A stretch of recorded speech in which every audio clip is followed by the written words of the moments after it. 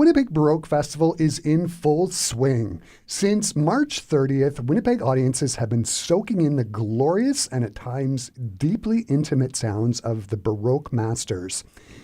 Coming up this Saturday, April the 12th at 2 p.m. at St. Margaret's Anglican Church, the festival welcomes back the exceptional string-centric ensemble Fidem in Fidibus, Latin for Faith in Fiddles. Their upcoming concert, titled La Folia, features works by Baroque heavyweights like Heinrich Ignaz Franz Biber, Vivaldi, and Andrea Falconieri, amongst others. It promises to be the perfect Saturday afternoon escape, rich, expressive, and thoroughly relaxing. The concert will also feature some of Winnipeg's finest Baroque string players. The ensemble consists of Momoko Matsumura on violin, Tatiana Friesen on violin and viola, Jennifer Thiessen on viola and viola d'amore, Nathaniel Froese on cello, and Theresa Thordarson on keyboards, and John Himes on guitar.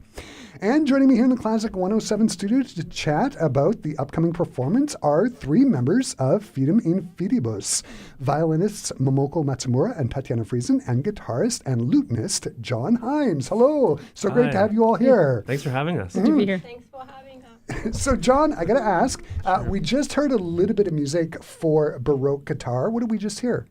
That was from the prelude from a suite by Robert de Visay, a French composer, lutenist, theorbist, guitarist from the late 17th century.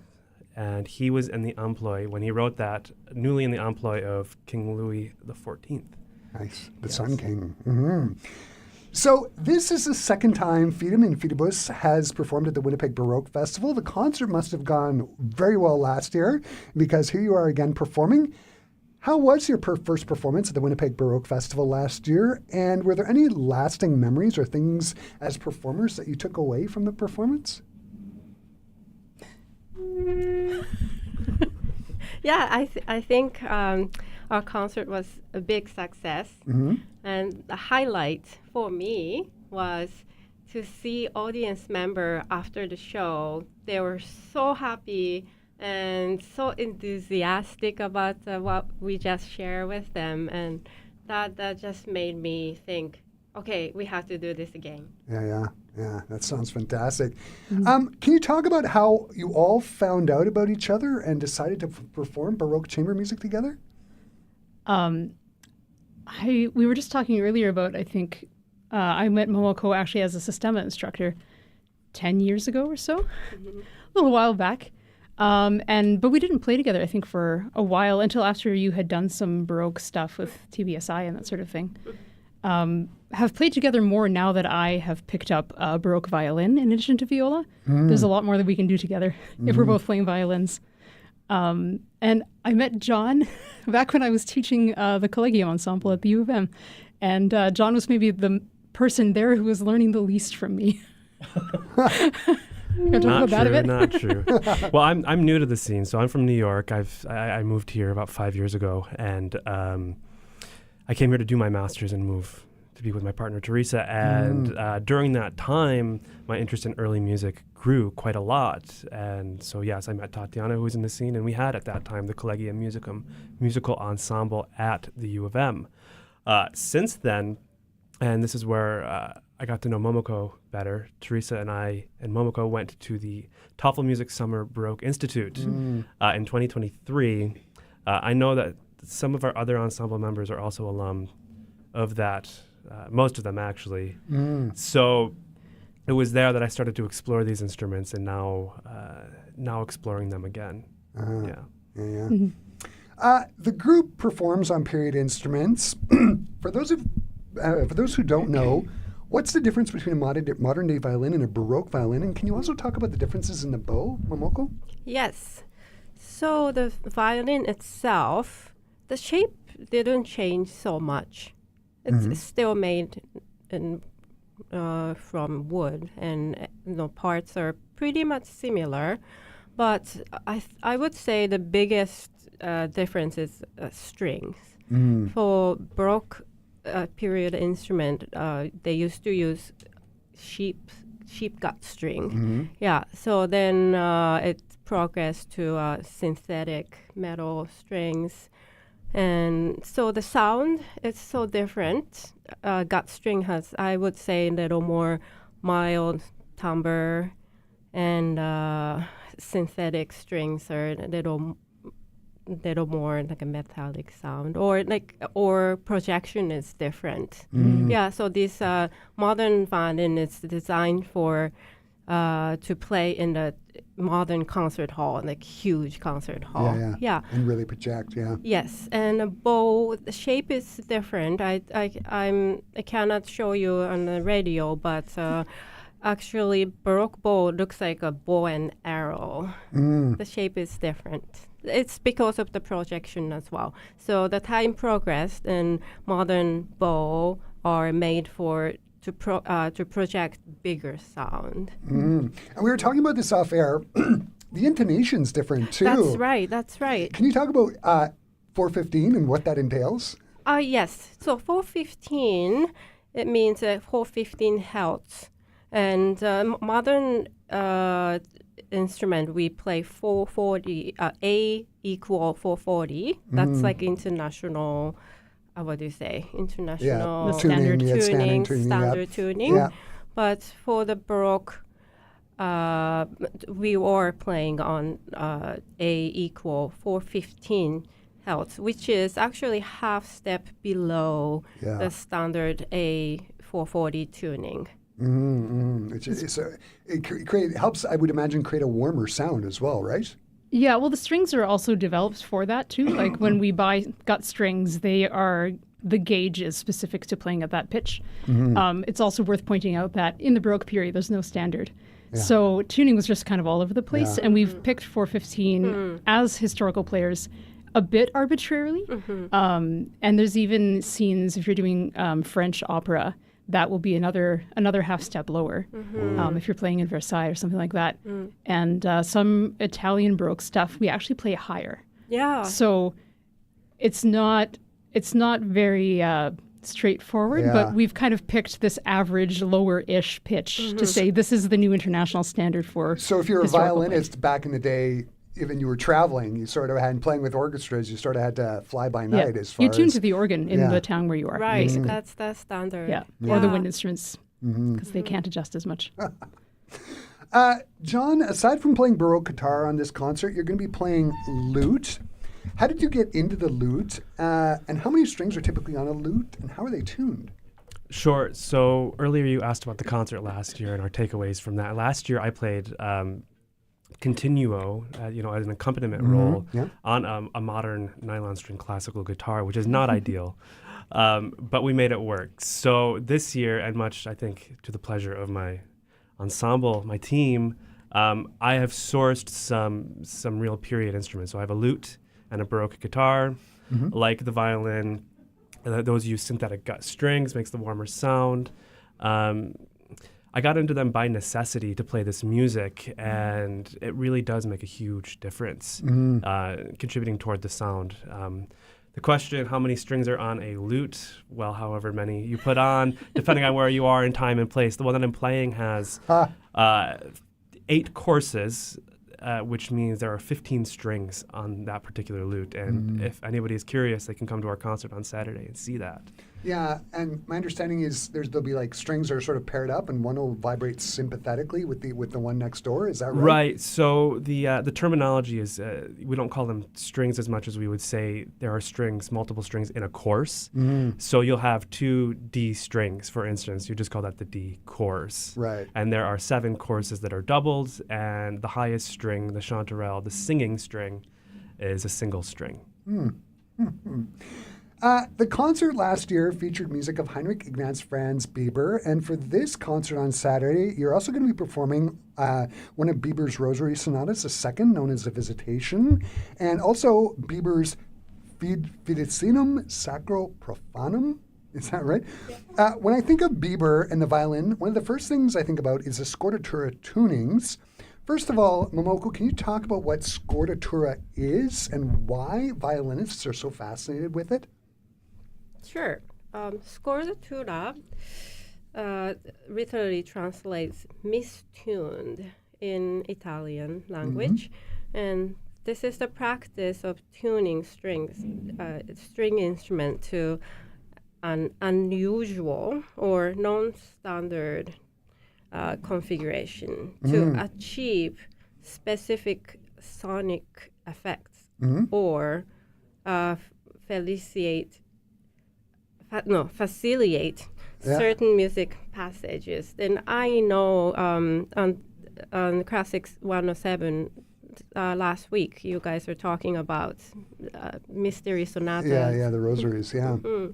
And why violinists are so fascinated by that.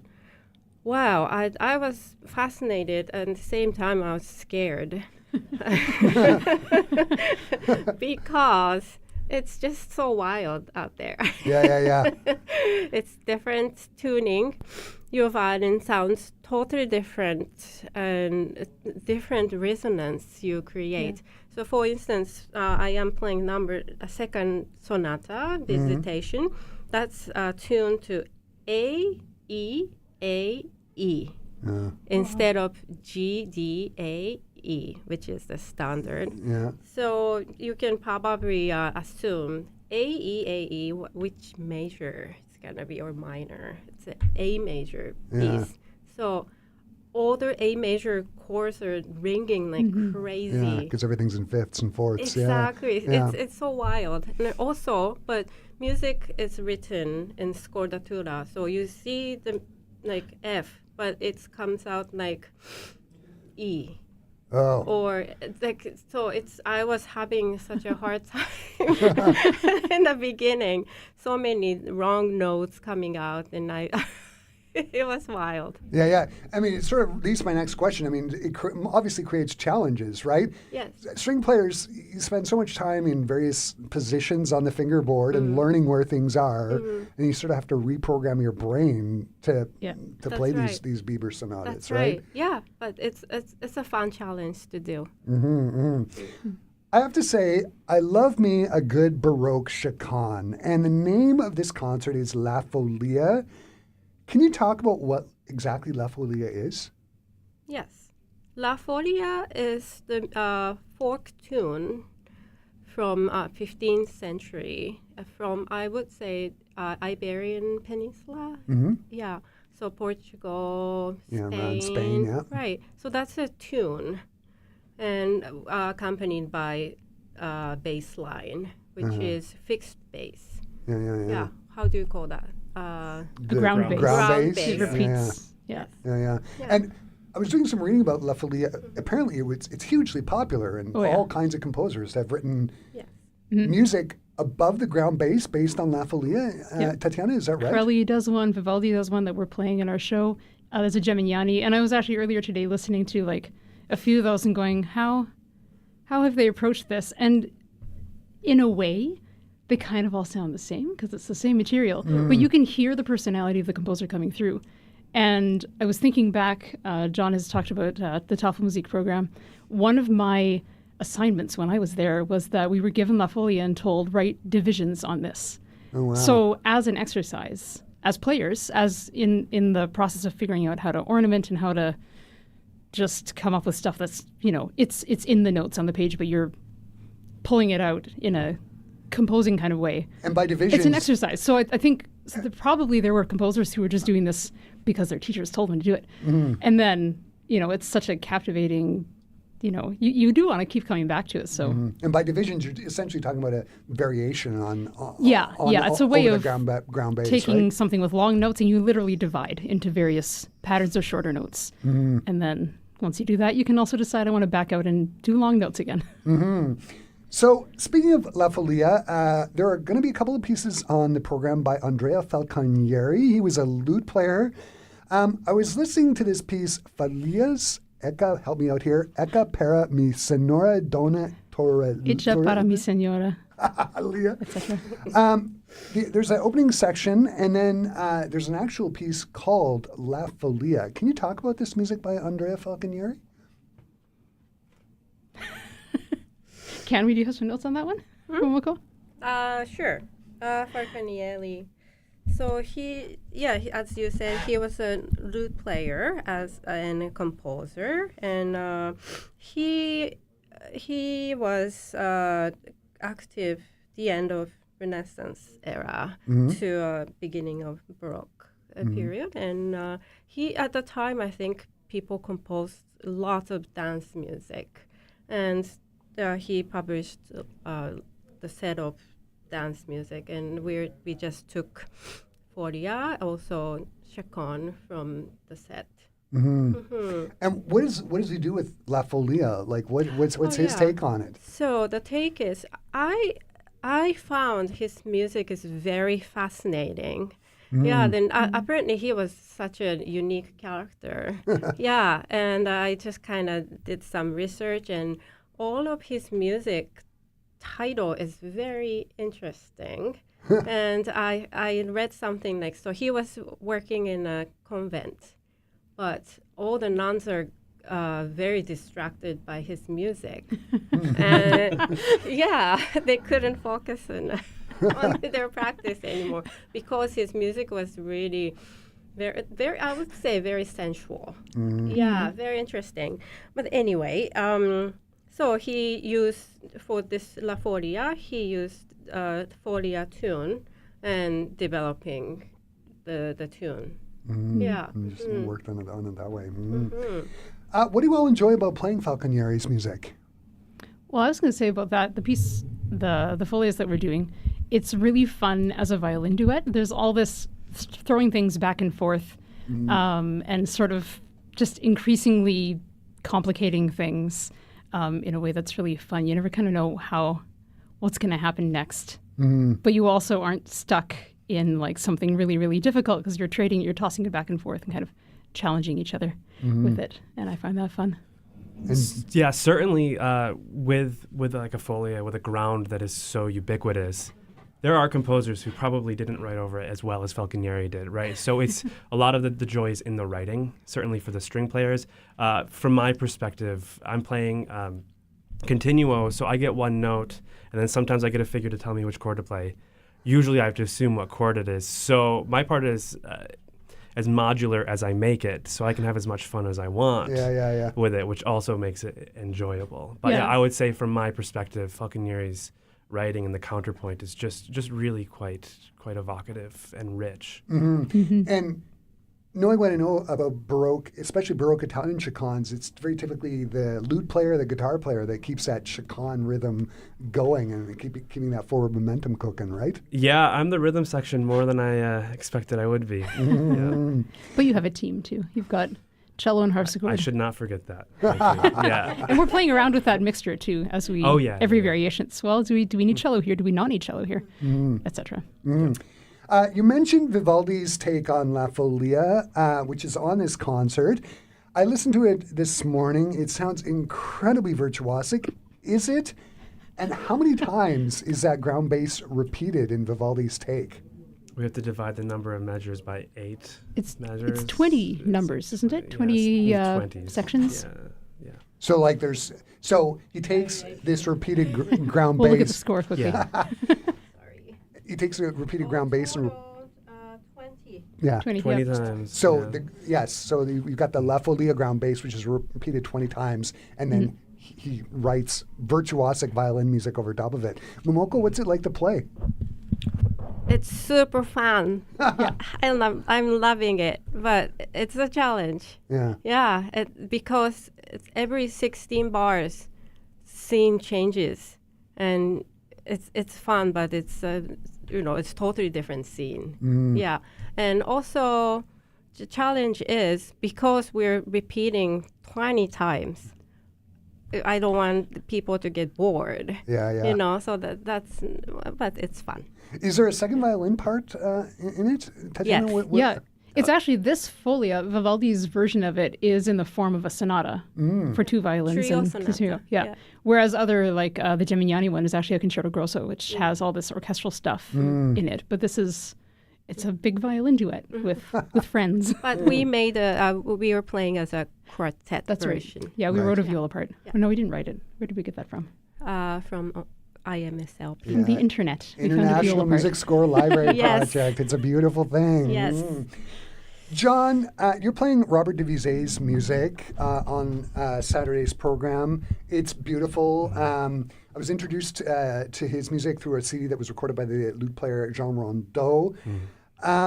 What do you love about playing his music, and how did you learn about him? I learned about Devisé. He's a name that pops up all throughout classical guitar. Some of his repertoire is in the RCM series, for instance. We all probably play one of his dances at some point. So I actually played the same suite that I'll be playing on Saturday as part of my master's recital at the U of M. But I played it on a modern classical guitar. One of the striking differences between the Baroque guitar and the modern guitar is that the lowest string, or where you would have the lowest string on the Baroque guitar, is actually an octave higher. So it's a reentrant tuning like a ukulele. So your whole bass orientation, or at least what I thought it should be, has totally changed, taking it to the original instrument. What I enjoy about playing it is just the sonority of the instrument, with the synthetic gut strings that changes the timbre, with the tension of the strings being much lower because of the material. That sonority is increased, so much more as well, and the instrument resonates in a way that is really, really quite something. Yeah, fantastic. I'm going to go around the room. It just sounds so wonderful. Tatiana, I'm going to start with you.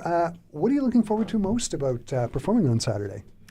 I'm looking forward to being able to look out at the audience and see that they are having fun, because I think they will be. And those chats afterward, like Momoko was saying after our last concert, it's so fun to interact with the audience after you've sort of shared this music with them, and then see what they think of it. And it's always really rewarding. John, how about you? Yeah, just being inside of the ensemble and feeling all the notes and the pitches coalescing around me, and that feeling you get in your body, it's totally sensual. It's without words what you're experiencing. But I think not only will we be experiencing that on stage, but the people in the audience, you're hearing music that's played in a way that you typically wouldn't be able to hear it. Yeah, the way they would have heard it back in the 16th and 17th century. Momoko, how about you? Yes, the sound, totally. This year we have not only Baroque guitar and lute, we have harpsichord in our group, and it's just totally a game changer for us. Yeah. I'm just having a blast playing with my friends. Fantastic. John, Momoko, and Tatiana, this has been so great to have you here. I hope the show on Sunday sells out. There's no reason not to be. It's wonderful. The repertoire is fantastic. Thanks so much for taking the time to stop by and talk to me today. Thank you so much. And for our Classic 107 listeners, Fidem and Fidibus' concert called La Folia takes place this Saturday, April 12th at 2 p.m. at St. Margaret's Anglican Church. For more details, visit winnipegbaroquefestival.com or go to classic107.com. I've embedded a direct link to the show page and the article about the concert you can find there now. And I understand you have one more piece you're going to play us out with. I'm going to let you set it up. What are we going to hear? We are playing Andrea Falconieri, La Folia. So audiences can get a snippet of what La Folia sounds like. Fantastic.